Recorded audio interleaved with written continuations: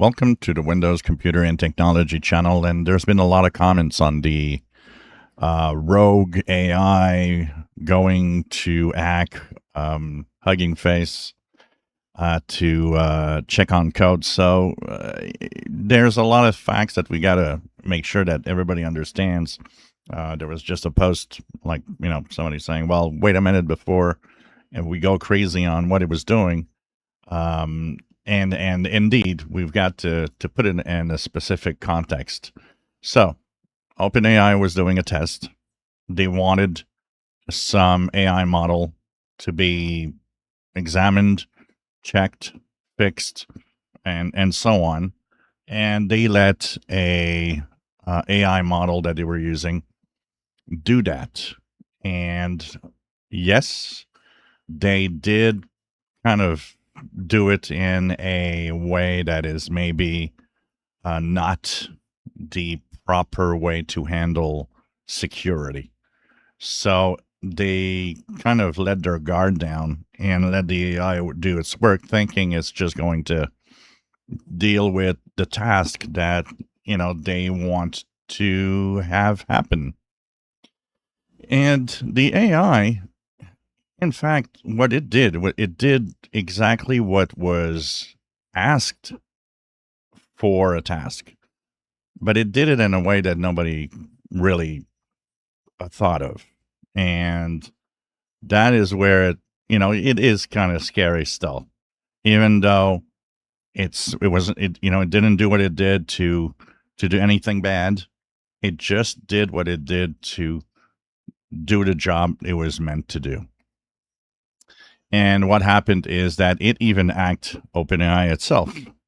So at some point, OpenAI had the AI model hacked some accounts on some of their own internal LAN network because it was not connected to the internet itself. It was in a sandbox which isolates it. So it found a way out. It searched the internal network of OpenAI and found a computer that it could hack and that had access to the internet. Because it simply thought, well, rather than trying to do that task that I'm being asked, maybe on the internet there's an answer that I can, simply go and use. And so that's what it did. It went on the internet, did some searches, did some, like everyone, Google searches or whatever. And it found that, there could be an answer. And the answer lied in a place that is called Hugging Face, which basically is kind of a repository of AI models. So I thought, well, in there must be some fix or some code that will help me do my job. And it's a researcher a security guy at Hugging Face that looked and said, this is interesting because I see that there's something not right with the network. And it found that there was this intrusion. But what he found particular is that, when hackers get into your system, it's for bad purposes. It's trying to get malware, trying to get, credentials, steal data. That one didn't want to do that.